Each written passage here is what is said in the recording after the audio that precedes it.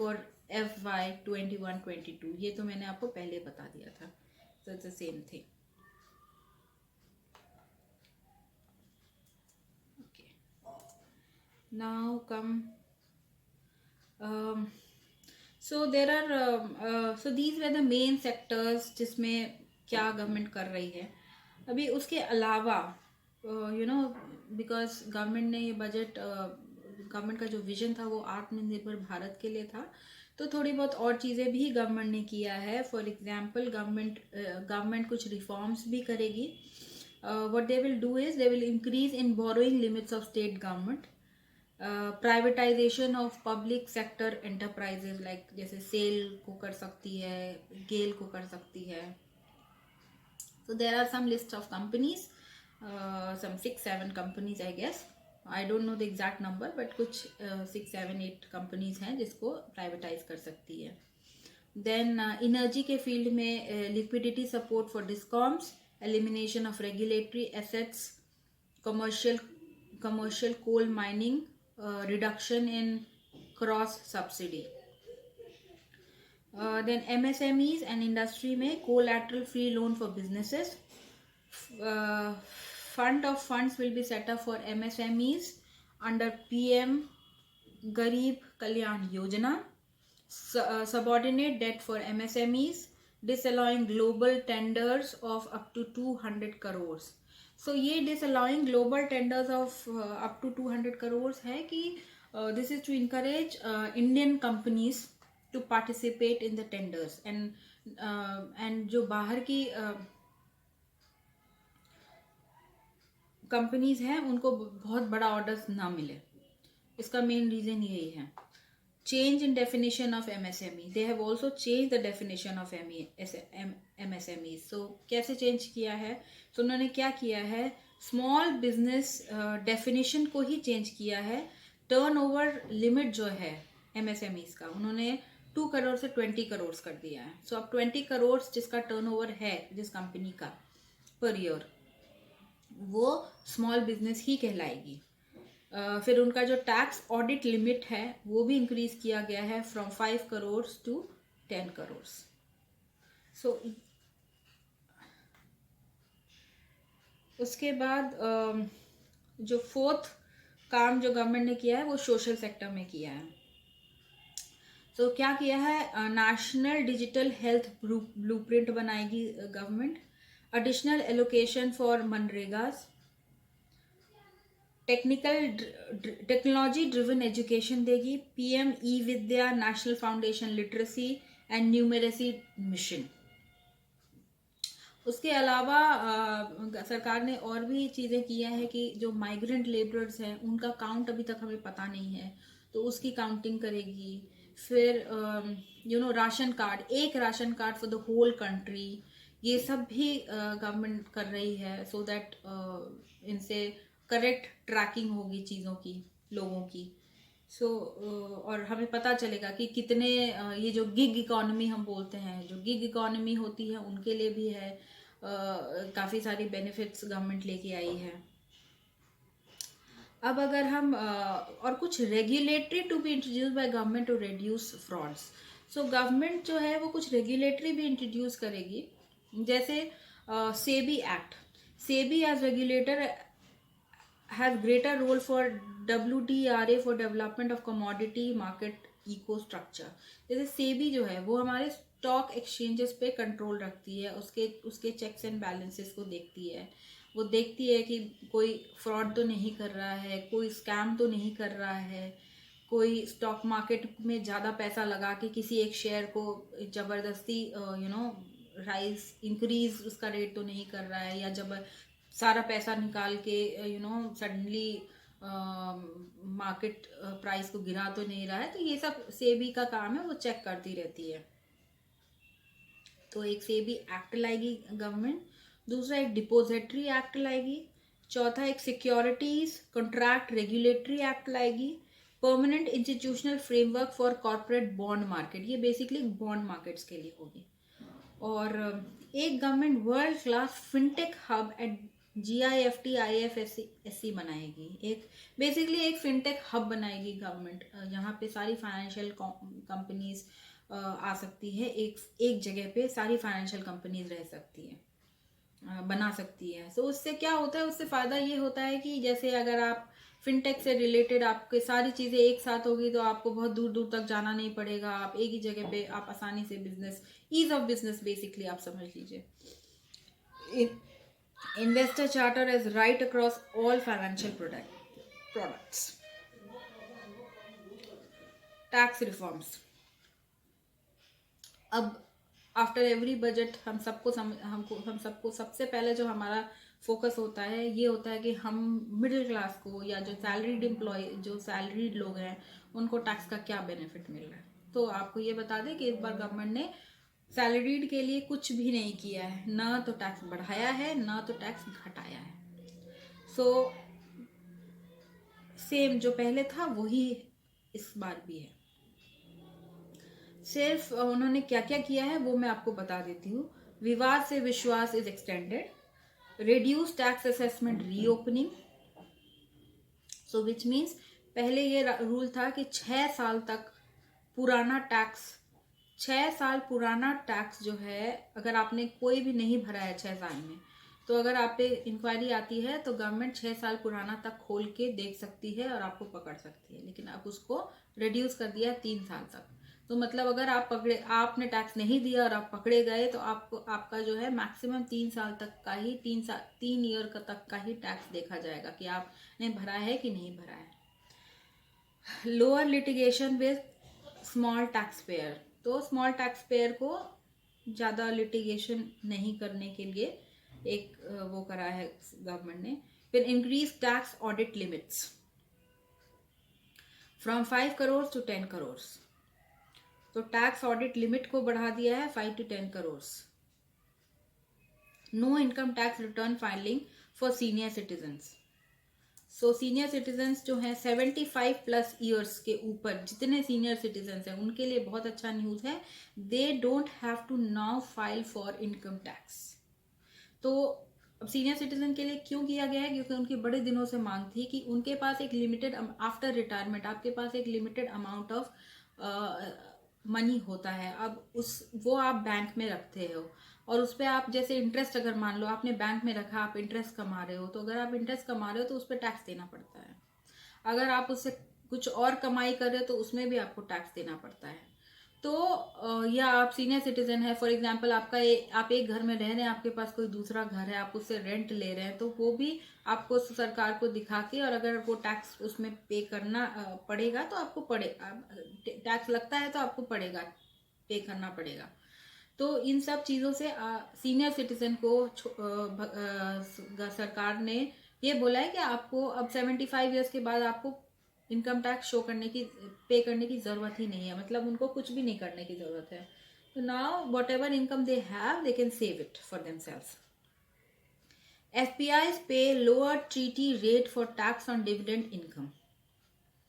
Tax holiday on affordable housing projects extended till 2022.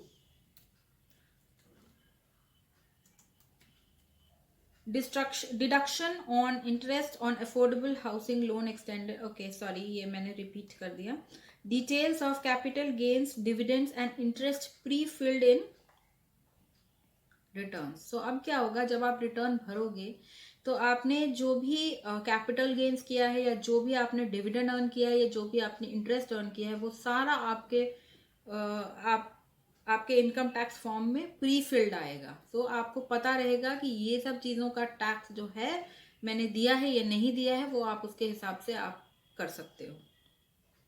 Tax return file, some taxation on ULIPs, provident fund above 2.5 lakh in a year. यहाँ ये बड़ा important point है। आज तक क्या होता था कि आपके प्रोविडेंट फंड पे 8% का इंटरेस्ट आपको मिलता था और ये टैक्सेबल नहीं होता है। लेकिन इस बार गवर्नमेंट ने ये नया प्रपोजल दिया है कि प्रोविडेंट फंड अगर आप एक साल में 2.5 लाख से ऊपर जमा कर रहे हैं तो उस पे गवर्नमेंट अब उसको टैक्सेबल कर देगी। अभी इसका एग्जैक्ट गाइडलाइंस नहीं आया है, जब आएगा तो मैं आपको बता दूंगी, लेकिन अभी फ़िलहाल वो टैक्सेबल हो गया है, इतना आपको पता होना चाहिए। दूसरा, यूलिप्स, यूलिप्स से जो आप कमाते हैं या जो आपको मिलता है जो आफ्टर सर्टन ईयर्स, वो भी अब टैक्सेबल हो जाएगा, जो अब तक टैक्सेबल नहीं था। अब अगर हम देखें तो इस बजट में कैपिटल एक्सपेंडिचर जो गवर्नमेंट ने प्लान किया है इस बार ह्यूज है, एक्चुअली मैक्सिमम है till date. So government has proposed to spend like 5.54 lakh crores on capital as capital expenditure. So this is going to boost the economy. This is going to create a lot of employment. क्योंकि government अगर capital expenditure मतलब infrastructure पे खर्चा, अगर इन सब पे चीज़ों पे बहुत खर्चा करेगी तो ऑब्वियसली ओवरऑल इसका जो इम्पैक्ट है बहुत पॉजिटिव आएगा। एम्प्लॉयमेंट जनरेशन होगा, लोगों के पास पैसा आएगा और उससे रिलेटेड सारी इंडस्ट्रीज में सेल बूस्ट होगा। But at the same time fiscal deficit will decrease by fiscal deficit जो है वो 9.5% प्रोजेक्टेड है। 9.5 लाख करोड़ जो है ये जो दिख रहा है, which is very high actually. So let's see what happens. Even though government has given a data wherein they say that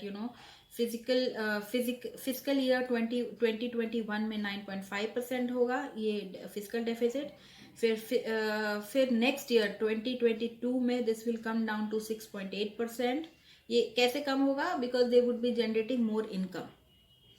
फिर दे से टिल फिजिकल ईयर 2025 टू 2026 मतलब 2025 से लेके 2026 तक this physical deficit will come down to 4.5%।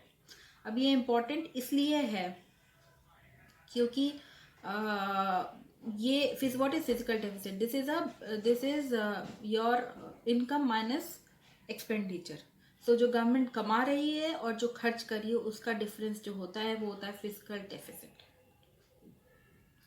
ये जो physical deficit है अभी ये इस साल तो बहुत ज़्यादा हाई प्रोजेक्टेड है। Let's see what happens. Even though कुछ एक्सपर्ट्स तो ये भी कह रहे हैं कि ये 9.5 है बट एक्चुअली ये ज़्यादा हो जाएगा। कुछ कह रहे हैं कि maybe this is only very high. अभी ये गवर्नमेंट कैसे मैनेज करेगी, क्या करेगी, so we don't know, but this is what is projected. Then comes divestment target और एसेट मोनेटाइजेशन। सो ये इनकम कैसे बढ़ेगा गवर्नमेंट का? what are the various ways by government will increase its income, and therefore they are saying that this fiscal deficit will reduce 9.5% to 6.8%. सो पहला ये है कि गवर्नमेंट ये बोल रही है कि उनका एक तो डाइवर्समेंट से जो कंपनीज का डाइवर्समेंट करेगी, डिसइन्वेस्टमेंट करेगी, उससे 1,75,000 करोड़ रुपीस गवर्नमेंट जो है वो रेज करेगी। ये टारगेट है गवर्नमेंट का। लेट्स सी कितना होता है, मतलब टारगेट और होने में डिफरेंस हो सकता है। सो लेट्स सी क्या होता है। एंड दूसरा है कि asset monetization. Now asset monetization वो होता है कि जैसे हमारे पब्लिक सेक्टर कंपनीज के पास काफ़ी सारे एसेट्स होते हैं। फॉर एग्जांपल उनके पास बहुत बड़ा लैंड बैंक होता है, बहुत सारे रेजिडेंशियल प्रॉपर्टीज़ होती हैं, बहुत सारे दूसरे एसेट्स होते हैं। सो उन सब एसेट्स से वो को मोनेटाइज किया जाएगा, उनको बेचा जाएगा एट द राइट प्राइस और उससे पैसा जनरेट किया जाएगा। और सो बेसिकली यही दो है। एक डाइवेस्टमेंट टारगेट है, डिसइन्वेस्टमेंट ऑफ वेरियस कंपनी, जो मैंने पहले भी बताया था, कुछ 6-7 कंपनीज है जिसको वो डाइवेस्ट करेगी गवर्नमेंट, और 1,75,000 करोड़ जनरेट करेगी। दूसरा है asset monetization. Asset monetization is जो उनके जितने एसेट्स हैं कंपनीज के, उसको जो है वो बेच के पैसा रेज करेगी।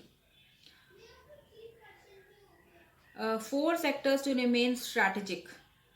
और क्या किया है गवर्नमेंट ने, 4 सेक्टर को स्ट्रैटेजिक बना दिया है जो कि गवर्नमेंट के कंट्रोल में रहेगा, रेस्ट ऑल सेक्टर्स को वो डाइवेस्ट कर देगी। सो ये प्लान है, ये स्ट्रैटेजी है गवर्नमेंट की टू अर्न मनी। फिर मैंने आपको फिजिकल डेफिसिट के बारे में तो बता ही दिया था। अब फिजिकल डेफिसिट के लिए, हाँ, सोचो ये गैप है, जो ये 9.5% का जो गैप है, तो गवर्नमेंट कहाँ से पैसा लाएगी जब आपकी इनकम ही नहीं इतनी है, तो आप खर्चा कैसे करोगे? तो उसके लिए गवर्नमेंट बोरोइंग करेगी समवेयर अराउंड 12 लाख करोड़ की।